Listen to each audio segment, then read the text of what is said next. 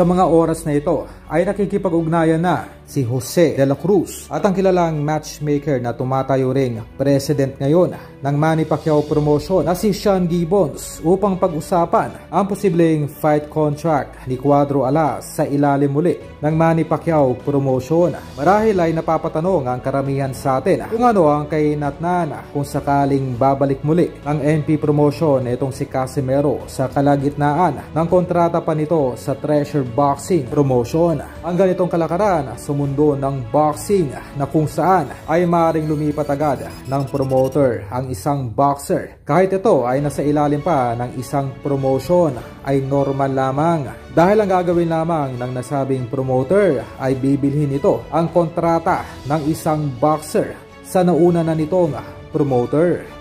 Halimbawa, kung may natitira pang free-fight contract itong si Casimero sa Japan sa ilalim ng Treasure Boxing Promotion, ang nasabing natitirang 3 fights ay bibilhin lamang po ni Manny Pacquiao upang hindi na maghintay pa ng 2 taon itong si Alas bago makaalis sa nasabing promotion. Keep in mind po na hindi na pabata itong ating pambato at kailangan na po nitong magkaroon agad ng isang mega fight bago matapos ang taon. Ganoon pa man, ang huling pagpapasya ay nasa mga kamay pa rin ng ating pambatong si Cuadro Alas.